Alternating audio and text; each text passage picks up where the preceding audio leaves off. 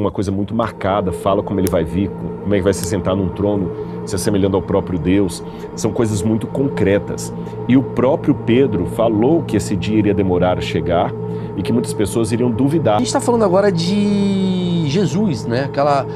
O quanto que Jesus foi grandioso na nossa vida, tal. Você tem relatos, você tem fatos que comprovam a existência dele.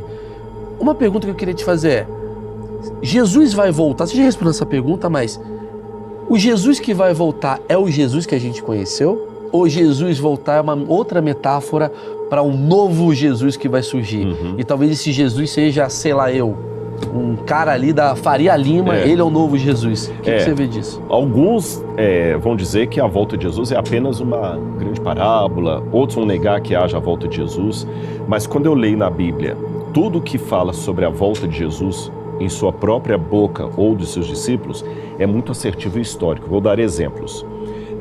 A palavra que usa para a volta de Jesus, em grego, é a palavra parousia. Parousia era um termo técnico usado na antiga Grécia para falar da chegada da presença de um rei, de um monarca num lugar. Isso jamais poderia ser figurativo. Se o arauto vai à frente com a trombeta e anuncia o rei está chegando, isso não pode ser figurativo, era algo histórico, tanto é que a cidade se preparava para vir o rei, para a vinda do rei. Ele fala, preparem o caminho para a vinda do Senhor. Os sinais que Jesus dá, que antecedem a sua vinda, sinais no mundo político, na religião, na natureza, na sociedade, são sinais muito notórios que estamos vendo hoje acontecendo. Você falou que está todo mundo muito louco, desanimado. O Evangelho de Lucas, capítulo 21, ele fala, os homens desmaiarão de terror na expectativa das coisas que vão sobrevir ao mundo. E é interessante que até a parte que fala do horror dos seres humanos, quando fala homens, inclua homens e mulheres. Sim. É a palavra aporói em grego, que é como se estivesse com os poros todos fechados, de grande angústia. A vinda do anticristo é uma coisa muito marcada, fala como ele vai vir, como é que vai se sentar num trono, se assemelhando ao próprio Deus. São coisas muito concretas. E o próprio Pedro falou que esse dia iria demorar a chegar e que muitas pessoas iriam duvidar a esse respeito, segundo os seus escárnios. Foi escrito pelo apóstolo Pedro. Então a volta de Jesus na Bíblia é algo histórico, certeiro. Mas antes surge o anticristo. Surge o anticristo antes. E vamos explicar, nessa linha do tempo da Bíblia, você que é um grande historiador, em que momento que estamos? O anticristo está para chegar? Quanto tempo vai demorar para chegar esse anticristo? Ou ele já chegou? É esse que é o problema. A gente não tem um calendário preciso nesse sentido. Vamos pensar, em primeiro lugar, como é que funcionam os critérios do Oriente Médio. No Oriente Médio, quando falava que um navio ia sair no dia tal, não é como no Brasil que você chega no aeroporto e tem que correr atrasado porque já fechou o check-in, você está dizendo, eu tô 2 minutos, eu estava na fila ali porque teve trânsito. O tempo deles não era medido assim. O navio vai ser naquele dia. Quando amanhecia o dia, todo mundo se encaminhava para o navio. Mas eles podiam ter escrito, né? Para salvar pra gente, né? Para saber se o cara que a gente vai votar para prefeito é o anticristo. Boa. Mas só que aí acontece uma coisa.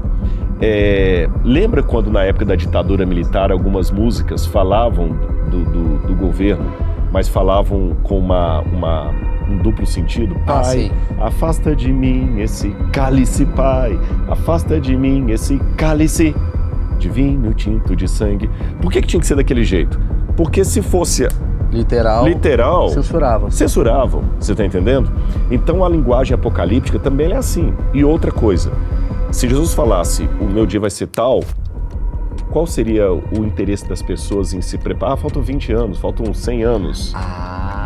Eu tenho que estar preparado a qualquer momento. Então a volta de Cristo, ela é descrita na Bíblia, lembrando como era o tempo da época, né? O navio vai sair nesse dia. Então você chega lá, e pode ser 9 horas da manhã, 10 horas da manhã, 11 horas da tarde, você já está lá esperando o navio.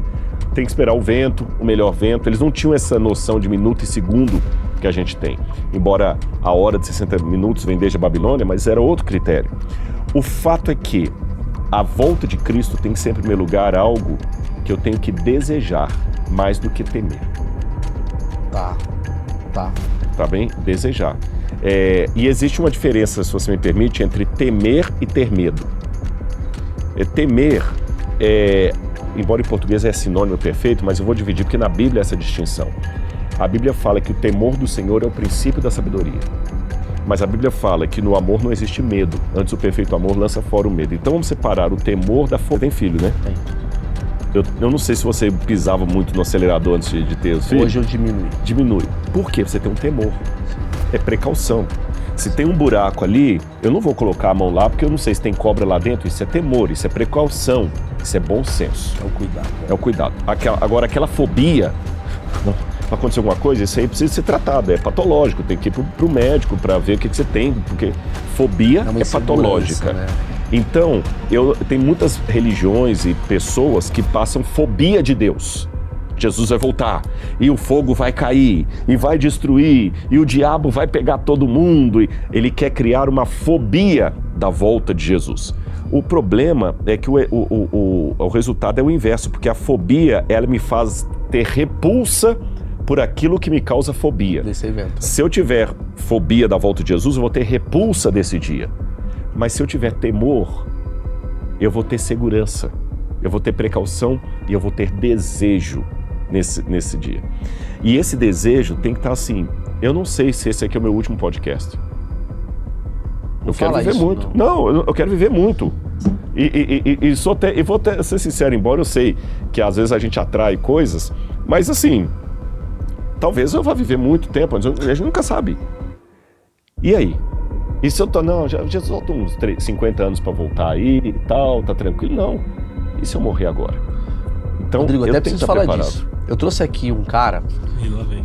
Polêmica, né? Falar. Porque o pessoal já pegou a frase dele. Já trouxe. Já trouxe. Ah, é? Eu trouxe aqui um cara que... Pegou a frase do cara, né? Não, a sua você vai... frase. A minha frase, tá? Você não sabe o dia de amanhã, você não sabe se vai estar vivo. Eu trouxe um convidado aqui que era o Daniel Mastral. Você já ouviu falar desse cara? Sim, faleceu, inclusive. Isso. Eu nunca o encontrei pessoalmente, mas o Exato. Vilela falava muito dele. E falava bem, um cara gente boa. Ele era um ex-satanista. Isso. Eu trouxe ele. Inclusive, até preciso falar, a primeira vez que eu tô falando sobre esse assunto.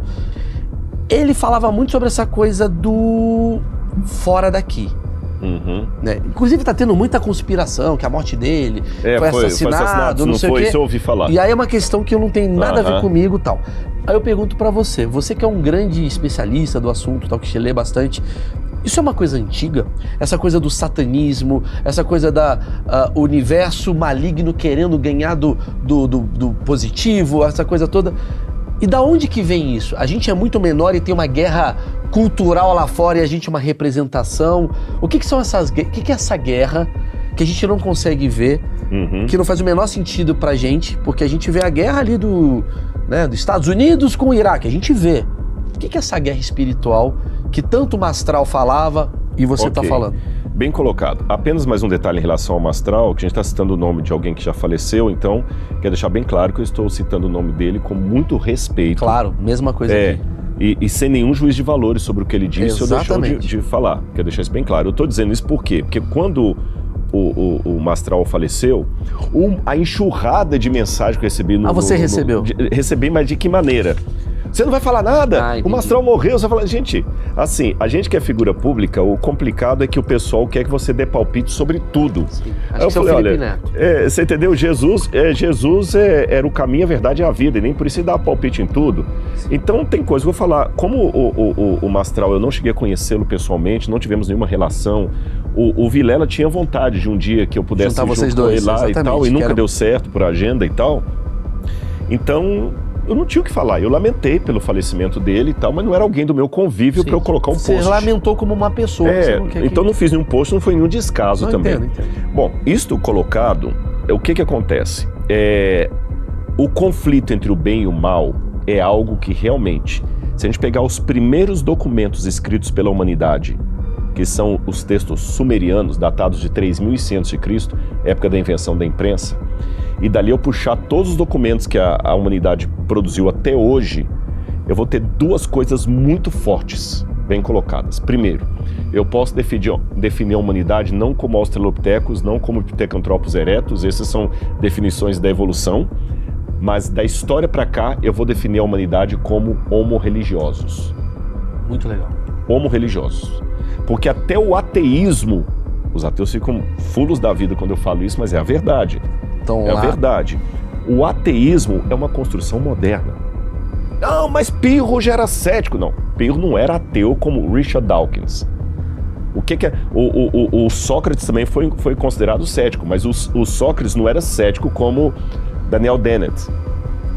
Esse ateísmo militante que nós temos hoje, que nega a existência do transcendente e tudo mais... Isso é moderno? Isso é moderno, isso é um conceito moderno. De escola de Frankfurt? Exatamente, não, um pouco antes. Um pouco antes. Eu estou falando desde o século XVI, que começou primeiro com o deísmo, com Voltaire, depois foi evoluindo, aí veio o iluminismo, sim, depois veio o materialismo e tal. Aí os enciclopedistas, então é do século XVI para cá. Sim. Você entendeu? Você podia até, eventualmente, como eu falei, você tem Pirro, tem Carneades, que eram céticos, você tinha Virgílio, que era cético. Eu estou tentando lembrar agora aqui o lado que era o que cuidava do Nero, daqui a pouquinho eu vou lembrar. Sêneca também era cético. Que era estoico, né? Estoico, o estoicismo mesmo. Mas qual que era o ceticismo deles? Não era exatamente o materialismo que temos hoje, tá certo? Eles não negavam a transcendência. O de hoje nega a transcendência. É nesse sentido. Cético sempre teve ao longo da história, mas o que é ser cético? Por exemplo, eu, como não sou islâmico, eu sou cético em relação ao Alcorão. Eu, como não sou espírita, sou cético em relação à reencarnação. Você entendeu? Mas você não nega. Mas é diferente do ceticismo absoluto. Sim. Bom, isto colocado, apenas para colocar a história, o homem é homo religiosus. Ele sempre tinha a religião como muita base. E a segunda coisa, existe um conflito entre as forças do bem e do mal que é testemunhado desde lá até hoje. E isso em todos os caminhos, em todas as religiões, tá certo? Sempre há esse testemunho. Por exemplo, os sumerianos falavam de vários demônios. Por exemplo, tinha o demônio Lamashtu, que eles sempre faziam oração contra esse demônio. Tinha o Piso, tinha vários outros lá. Você tinha nos egípcios lá, você tinha Apophis, que era a serpente maligna do mal, que ela era destruída todas as noites para que o sol pudesse nascer, os deuses batalhavam. Então, assim, a temática, o bem e o mal em conflito sempre existe. Agora, é lógico que a história desse conflito foi matizada aí em culturas diferentes, né? Então, isso é claro. E eu acredito que nós estamos num grande conflito entre o bem e o mal. Agora, para não cair no exagero, de um lado ou de outro, que tem o exagero dos dois lados. Tem o exagero do camarada que literaliza tudo e tem o exagero do camarada que espiritualiza tudo. Sim. Não, nada aqui foi verdade, tudo é um grande... Não. Aliás, uma diferença da Bíblia para qualquer outro livro religioso, Alcorão, Bhagavad Gita, Mahabharata, livro dos Vedas, qualquer um, é que todos esses livros não apelam para uma historicidade. Não existe a arqueologia do Bhagavad Gita. Não existe a arqueologia do livro dos Vedas. É um grande achismo? É que não é que é um grande achismo, é que para eles sim caem que é uma história espiritual, okay, é um símbolo. Então, não tem fato. Não é necessário que Krishna tenha existido com Arjuna ou não. Se você perguntar para um hindu, tá, mas você tem certeza que Krishna existe? Não, é fé, você entendeu? Entendi. A Bíblia não, a Bíblia é mais racional. Se você quer pegar o primeiro livro racionalista da história, racionalista não, racional. Sim. Eu faço uma diferença entre racionalista e racional. Se você quer pegar o primeiro livro racional da Bíblia, da história, chama-se Bíblia Sagrada. Porque é o único livro religioso que falou assim, ponham prova o que eu estou falando. Então, mas aí tá. Moisés abriu o mar? Vou chegar lá. Só para não perder o fio da meada do Mastral, eu não vou esquecer essa pergunta. Eu te faço de novo. Tá. Do Mastral, então. Então, o extremismo é um lado da verdade que ficou louco. Maravilhoso. Então, quando o Mastral, pelo que você falou, disse aqui que nós estamos numa guerra entre o bem e o mal e que há forças espirituais, ele está completamente correto. Ponto. Agora eu saí do Mastral porque eu não ouvi o texto dele. Claro. Então o que eu falar aqui não é nem uma validação, nem uma resposta ao Mastral, que é que eu já não ouvi o discurso dele. Eu posso levar essa verdade que eu acabei de subscrever a tal extremo que agora tudo tem um significado. Concordo. Se eu estiver conversando com você aqui e agora, sem querer, eu bater o pé aqui e a caneca cair no chão... É uma conspiração, vira uma grande conspiração. Tudo agora é. Você tá entendendo? Ou eu posso ir para um outro extremo, onde diz que nada é nada. Vamos raciocinar. Os inconscientes conversam. O Jung já dizia isso, Carl Gustav Jung. Tanto é que eu dou aula desde 1997 num centro universitário que tem o regime de internato. Sim. E a preceptora já falou que várias vezes acontece o seguinte, isso aqui, gente, não é coisa errada, né? Isso acontece, tem explicação científica. o ciclo menstrual das meninas começa a ficar muito igual. Sim, já ouvi falar disso. Isso é verdade, você entendeu? Às vezes a situação que 3 mulheres chegam com a mesma paleta de cor, existem coincidências que o inconsciente provoca. A coincidência pela coincidência existe, tanto é que tem cara aí que ganha sozinho na loto. Ele jogou e caiu. Então existem coisas que são coincidências da vida. Existem coisas que já não são coincidência na vida. E existem coisas que simplesmente o maligno usa aquelas coincidências para te levar para um caminho, ou o Espírito de Deus usa aquilo também para te levar para um caminho. Então o que eu tenho que fazer? Pedir a Deus sabedoria e equilíbrio para não ficar um fanático.